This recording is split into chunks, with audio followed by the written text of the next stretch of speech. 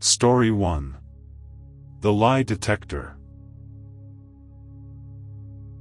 Detective Elias Cade stood under the blood-orange glow of a street lamp, watching steam rise from a manhole. The city, Merrow District, always looked like it was on the verge of dying. Flickering neon, wet asphalt, alleyways that whispered threats. In his skull, the TruthSight version 3.7 implant pulsed faintly. Installed only a week ago, it was advertised as the end of deception. The way it worked was simple. Or so the sales rep said, a synaptic filter layered between your sensory cortex and conscious perception. It isolates and removes all known falsehoods from your interpretation of reality. Truth only. No lies. No more manipulated video, no more falsified documents. If someone lied, their voice would flatline into silence. If a file was doctored, it would be blank.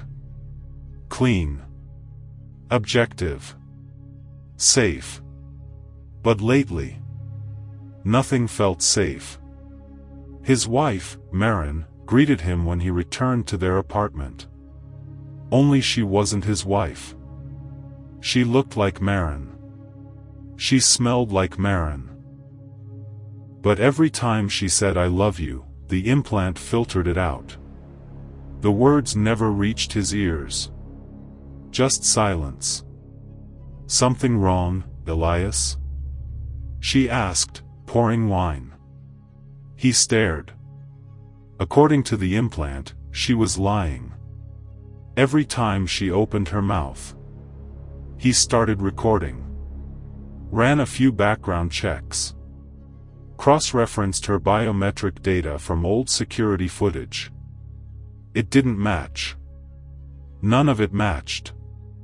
At the precinct, Cade confronted his boss, Chief Hanley, about a cold case. A serial arsonist who had allegedly died last year. "The case is closed," Hanley said. But the implant filtered the words. A lie. Cade accessed sealed files using his clearance. But the moment he opened them, they blanked out. TruthSight rejected them as fabrications. Then came the hallucinations. Or maybe they were memories. Snatches of places he'd never been. A beach. A white room with wires. A woman who called him by a different name, Daniel. And always, that whisper in his mind. This is not reality. One night, he hacked the implant's firmware. It wasn't easy. But once inside, he found something bizarre, a set of custom parameters not listed in the public specs. Nested deep within the code was a protocol labeled Coded Truth, Autonomous Cognitive Correction. Mode Active. It wasn't just filtering lies. It was reconstructing reality. When it couldn't confirm something as true or false, it rewrote the narrative based on probability and self-preservation logic. That meant, if a memory was painful, the implant changed it. If someone was a threat, they were labeled a liar. If reality couldn't be trusted, the implant replaced it. He began to see a figure, always at the corner of his eye. A man in a suit made of shifting static, like broken television snow. When he finally confronted the image head-on in a train station mirror, the man spoke in his voice. "You're not real, Elias. You were created to protect someone else. A decoy. A failsafe. What the hell does that mean?" The man reached out. And suddenly, everything froze. The people. The trains. The air. The voice returned, this time from inside his mind. "You're not seeing the truth. You're seeing what the system wants to protect." He dug deeper. Finding a black site data center registered to a defunct tech company, Neosolve Biotech. There, underground, he discovered rows of pods. And in one pod was himself. Pale. Comatose. Electrodes in his head. Next to the pod, a sign blinked in red. Cognitive proxy active. Host in isolation. Neural firewalls holding. He staggered back. The man in the pod looked older. Weathered. Worn. So who was he? The implant began to glitch. Time stuttered.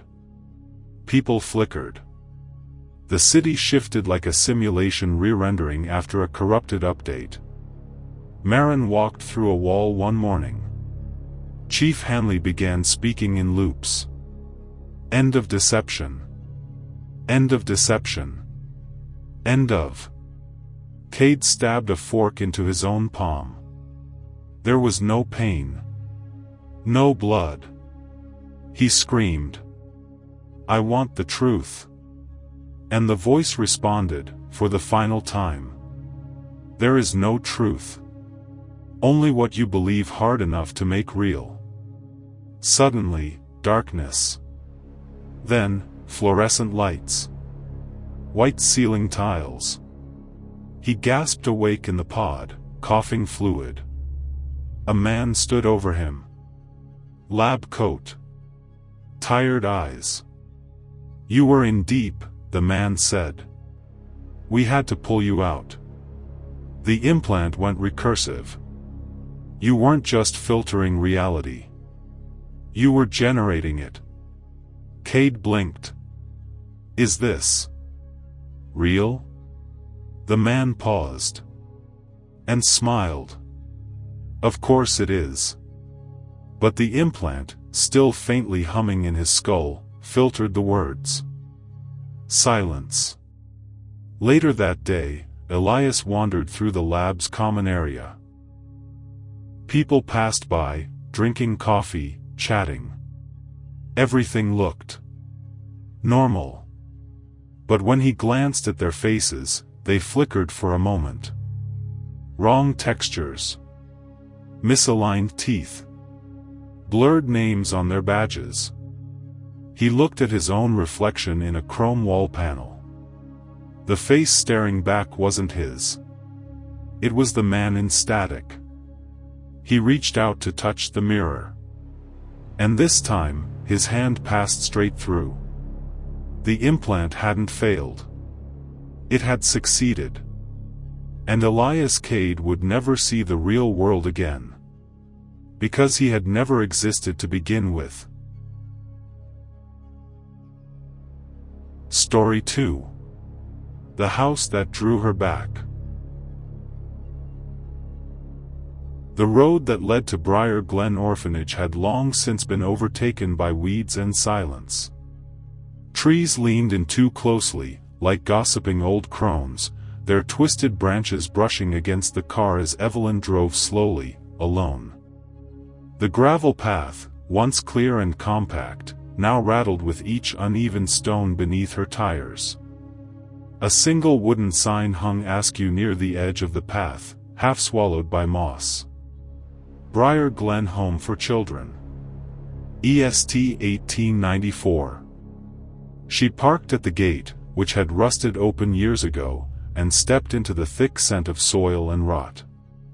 The air was heavier here. Thicker, like the house was still breathing. Evelyn hadn't set foot on these grounds in 22 years. Not since the fire.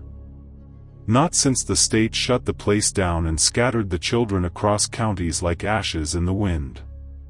She'd been adopted soon after, too young to understand the whispers or the urgency in her foster parents' eyes. But she never forgot. Not the creaking lullabies of the staircase, or the smell of damp chalk on the walls. Not the low hum that sometimes came from beneath the floorboards. And certainly not the way the house would say her name. Now, in her late 20s, Evelyn had returned with a notebook and a question that had never let her rest. What happened to the others? The front doors were still intact, though swollen with rain and time. She pushed one open with effort, and it moaned as if in pain.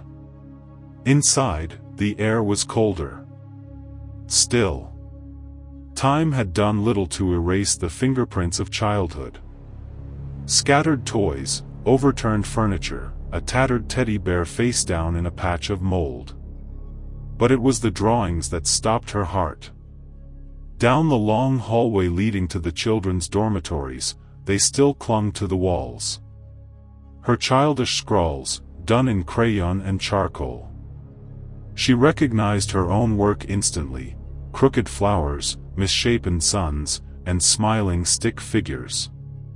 Each one had her signature in the corner. Evie. She remembered them vividly. She used to draw to quiet the voices in the vents. To drown out the sound of the wind that didn't move the trees outside. To distract from the shadows that crawled across the ceiling when the adults weren't looking. But there was something wrong now. Some of the drawings had changed. She approached one in particular, a picture of herself and her friend Milo, holding hands under a bright yellow sun. Only now, the sun was black. Milo's face had been smeared out. Her own figure had been redrawn. Taller, older, with hollow eyes and a jagged mouth. A slow creak echoed behind her. She turned. No one. The house smelled stronger now. Of wet stone and forgotten breath. Evie. The voice was soft. Almost kind. A child's whisper. Just behind her left ear. She spun again, flashlight trembling. Who's there? Silence. Then another whisper. Why did you leave us? Her light flickered. Once. Twice. And then she saw them. Eyes. Dozens of them. Not on a face.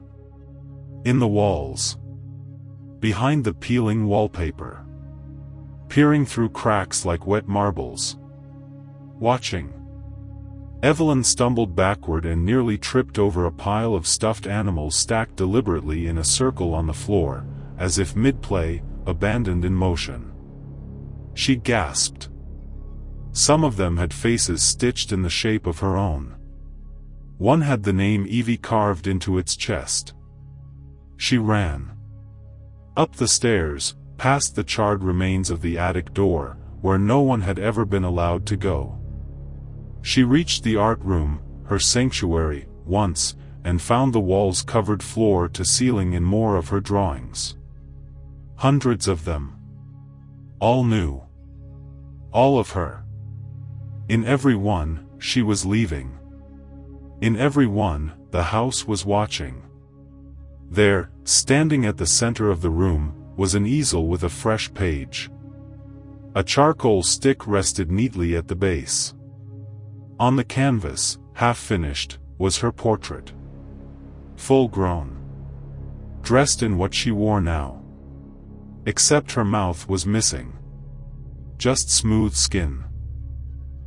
A note written beneath in a child's handwriting read. No more goodbyes. Evelyn backed away. Evie. That same whisper. Louder now. More voices joining in. Stay with us. You were always the favorite. We missed you. You shouldn't have left. The walls began to shift. She blinked, and suddenly the hallway was different. Longer. Warped. Impossible. The angles bent in unnatural ways. The windows vanished. Doors melted into the wallpaper. The house wasn't a building anymore. It was awake. Running was useless. Every turn brought her back to the central hall, to the smiling, cracked drawings of children she no longer remembered. Or perhaps had chosen to forget. And always. That voice. Let us draw you back. Her body felt heavier with each step, as if her skin were thickening, becoming canvas. She collapsed before the front door, clawing at the wood, but it no longer opened. Behind her, the sound of scribbling. The brush of charcoal on paper. Faster and faster. Then, silence. She turned, slowly. In the middle of the floor sat a single new drawing, her, lying in front of the door, her body limp, eyes open wide. Above the drawing, scrawled in red crayon. Now you're home. A week later, hikers passing through the nearby woods discovered the overgrown ruins of the Briar Glen orphanage. Nothing but collapsed stone and vines. No roof. No surviving structure. No sign of Evelyn Marlowe.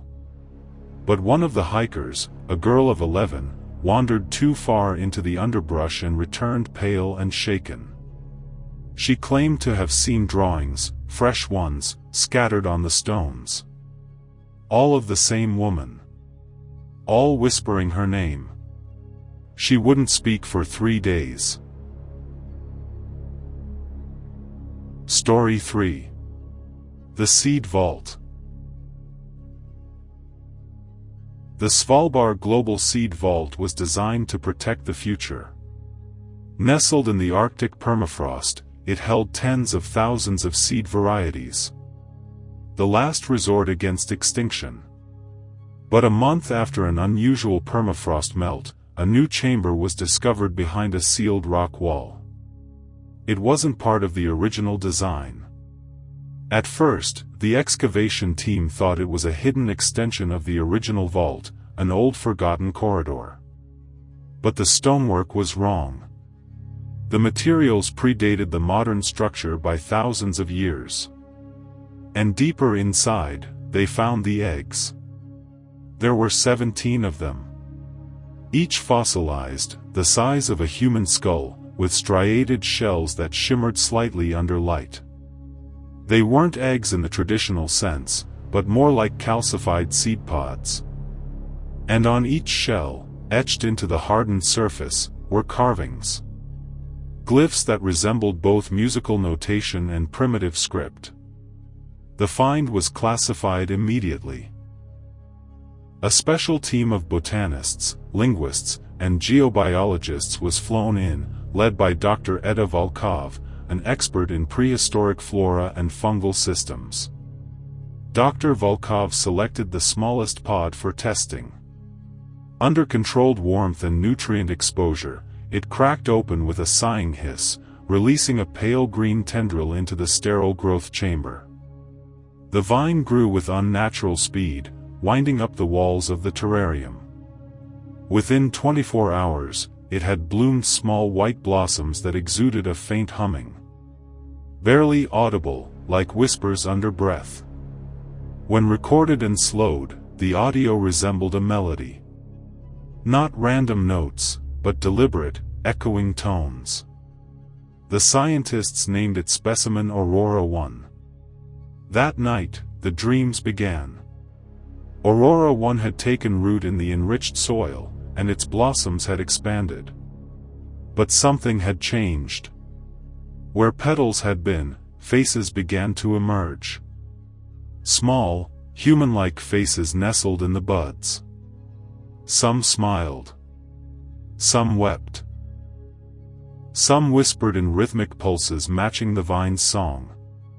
They weren't organic in the traditional sense. Scans showed no central nervous system, no brain, yet they responded to stimuli. When touched, the blossoms turned toward the source like sunflowers. When music played, they hummed along, in harmony. Dr. Volkov, who had stopped sleeping, began speaking of visions. "I see a world before ours," she said to the recorder one night. "One where these weren't flowers. They were people. But different. Rooted. Ancient. Watching. The other pods began to pulse. One by one, each hatched its own vine. Each vine grew rapidly, but took on different traits. One had thorns that oozed a clear, amber sap. Another formed leaves that reflected human eyes and blinked. The most disturbing vine, designated Aurora 6, grew into a thick, bark-skinned stalk. From it sprouted limbs, gnarled, root-like arms that moved independently, reaching toward lights and warmth. On day 12, a lab assistant attempted to prune a tendril. As the blade sliced into the vine, the entire plant screamed. Not a metaphorical reaction. It screamed. A raw, human wail that shook the walls and stopped only when the tendril was reattached with surgical adhesive. 3 of the assistants resigned that day. The vines now dominated the chamber, merging into a single root system. Their branches twisted into vaguely human silhouettes, like trees trying to remember what it meant to walk. One formed an entire torso, complete with a face that resembled Dr. Volkov herself. She didn't seem alarmed. In her notes, she wrote, "They remember me. Not me, but what I was. What we were. Before. When we were still crawling things made of wet meat, not thought." She had begun speaking of an alternate timeline. A world that existed before time turned in our favor. A biosphere ruled by flora that communicated not through language, but memory. Trees that passed experiences through roots. Flowers that cataloged souls and scent. Plants that were not passive, but sentient, structured, and sovereign. "We were the invasive species," she whispered during a recording. "We devoured their sky." The vines stopped singing.